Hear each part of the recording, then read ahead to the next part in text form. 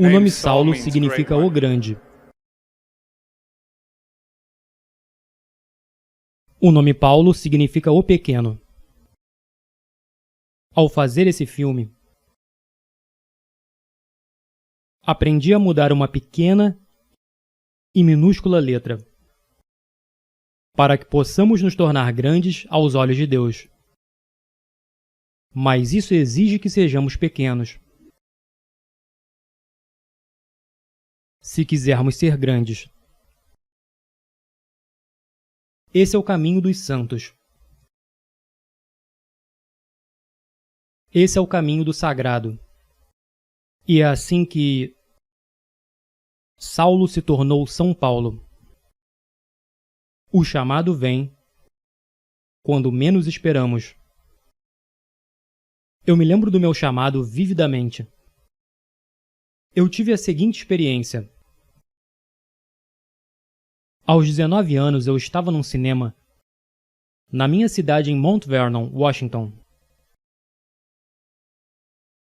O filme acabou e lá na escuridão, com a minha única companheira, minha bola de basquete, na poltrona ao lado, eu tive uma sensação no coração. Me fez pensar que eu deveria ser um ator. Que foi para isso que Deus me criou. Que era isso que Ele queria de mim. Sim. Minha sensibilidade racional interferiu. Eu não sabia nada sobre atuar, sem agente, sem empresário. Eu não consigo decorar os textos. Ainda assim, uma inspiração veio. Eu tinha um chamado. Mais à frente, na primavera de 2000, me foi oferecido o papel de Edmund Dantes no Conde de Monte Cristo. Foi uma nova adaptação do clássico Dumas. Um período muito estressante.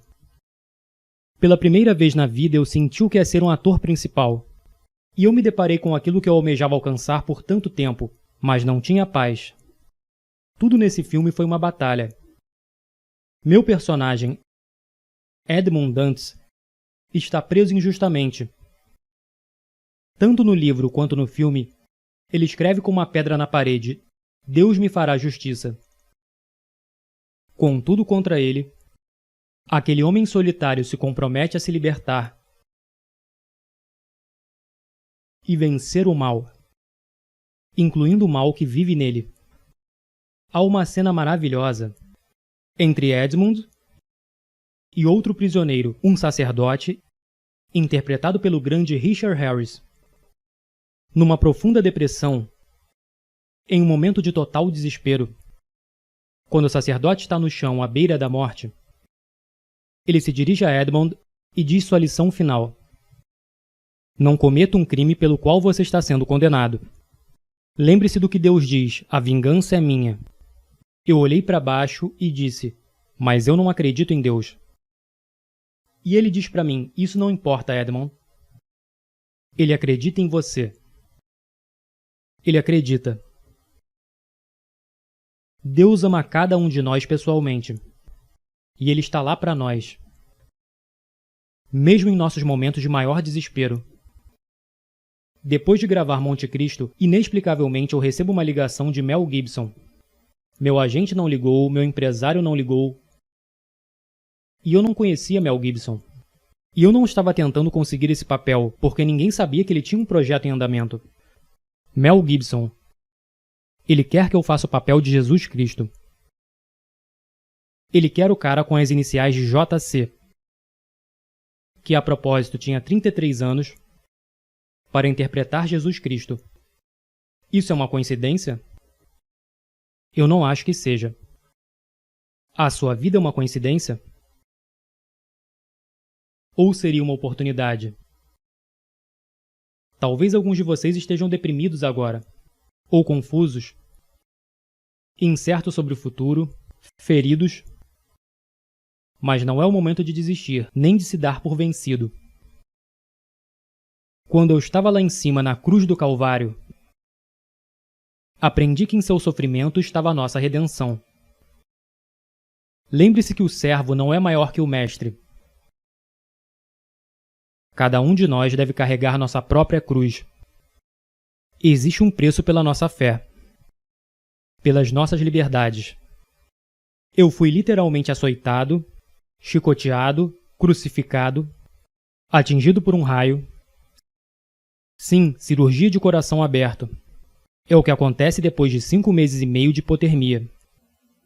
Um dia, durante as filmagens, meu braço estava preso numa viga pesada. Então alguém me puxou para outra direção. Meus músculos torceram e meu ombro foi deslocado. Eu caí no chão, fui de cabeça na areia. E essa cena permaneceu no filme. Mais adiante, no filme, o próprio Jesus experimenta o deslocamento de seu ombro. Bem, agora eu sei como isso é sentido. Todos os dias eu tive que levantar essa madeira. Foi como uma penitência. Meu ombro estava rasgando, ficando em carne viva. E hora após hora, ficava cada vez mais pesado. Mas se isso tivesse sido filmado no estúdio, você nunca teria visto essa performance.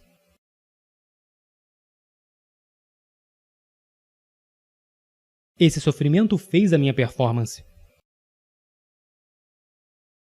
Assim como o sofrimento faz as nossas vidas.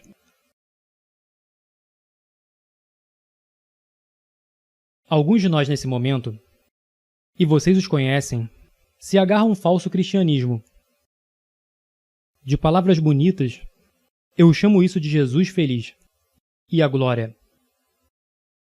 Pessoal, houve muita dor e sofrimento antes da ressurreição.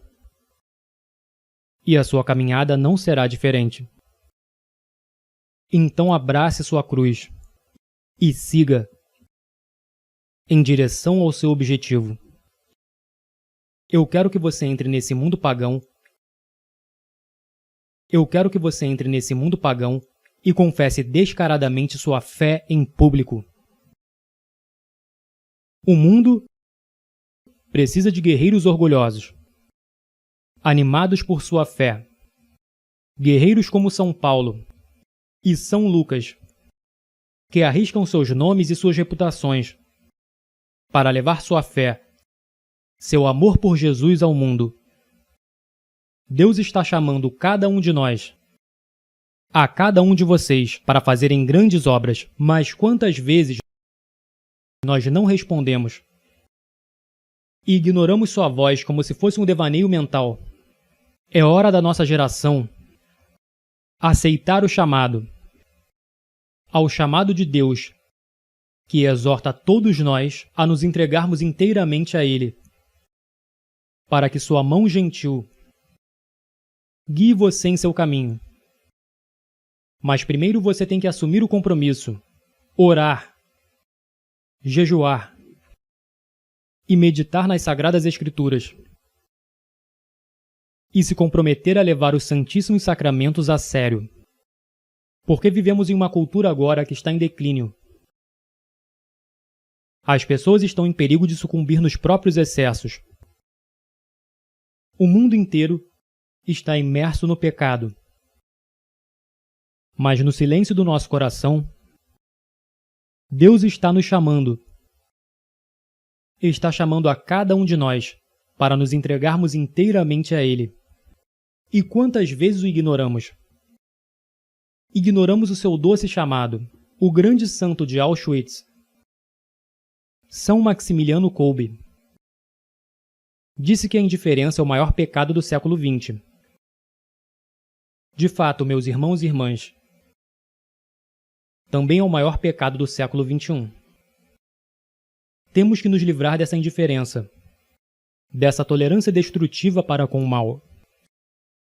Somente nossa fé e a sabedoria de Cristo podem nos salvar. Mas isso requer guerreiros prontos para arriscarem suas reputações, seus nomes e até suas próprias vidas, para permanecermos na verdade. Coloque-se à parte dessa geração corrompida. Seja santo Você não foi feito para se encaixar. Você nasceu para se destacar. Agora em nosso país, estamos felizes em seguir com a correnteza. Nós temos um culto à liberdade agora, em que todas as opções são iguais, não importa quais sejam as consequências. Você realmente acha que isso é liberdade? O Papa João Paulo disse: a democracia não pode ser mantida sem quaisquer obrigações específicas, sem as verdades morais sobre a pessoa humana e a sociedade. A questão fundamental colocada por uma sociedade democrática é a seguinte: como podemos viver juntos? Buscando uma resposta para essa pergunta, a sociedade pode esconder verdades morais e razões morais? Toda geração americana precisa saber que a liberdade existe não para você fazer o que quiser, mas para que você tenha o direito de fazer o que deve. Essa é a liberdade que eu quero para você. Liberte-se do pecado. Liberte-se de suas fraquezas. Liberte-se da escravidão imposta a nós pelo pecado. Essa é a liberdade pela qual vale a pena morrer. Isso me lembra o que Mel Gibson disse em seu primeiro filme vencedor do Oscar, Coração Valente. O que ele disse ao seu pequeno e desorganizado exército, e eu digo a vocês essa noite. Eu vejo um exército inteiro de meus compatriotas aqui desafiando a tirania. Vocês vieram lutar como homens livres. E vocês são homens livres. O que vocês farão sem a liberdade? Vocês lutarão? Um homem diz: não, correremos e viveremos. Sim. Lutem e vocês poderão morrer. Fujam e vocês viverão. Pelo menos por enquanto. E quando estiverem morrendo em suas camas muitos anos depois, vocês almejarão negociar todos os dias, de hoje até aquele dia, pela chance, apenas uma chance, de voltar aqui e dizer a nossos inimigos que podem tirar nossas vidas, mas jamais tirarão a nossa liberdade. Todo homem morre. Nem todo homem realmente vive. Você, todos nós devemos lutar por essa liberdade autêntica e viver, meus amigos. Por Deus devemos viver, e com o Espírito Santo como seu escudo, e Cristo como sua espada. Junte-se a São Miguel e todos os seus anjos. Envie Lúcifer e seus capangas ao inferno de onde eles pertencem.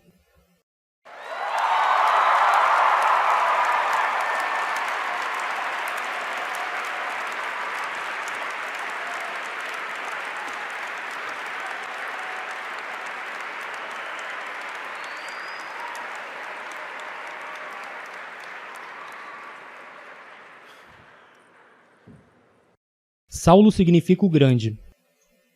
O que Paulo significa? O pequeno. Então, se quisermos ser grandes aos olhos de Deus, o que precisamos ser? Pequenos? Quero dizer, o que precisamos ser? Desculpe. Pequeno.